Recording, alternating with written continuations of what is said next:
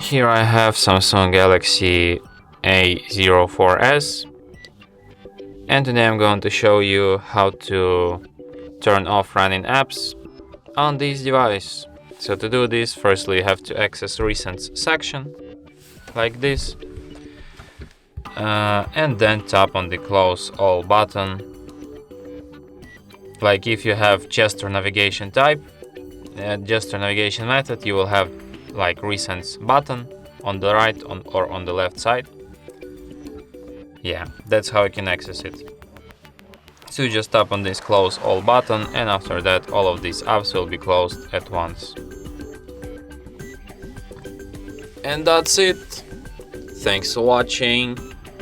If you find this tutorial useful, don't forget to hit that like button and subscribe to our channel.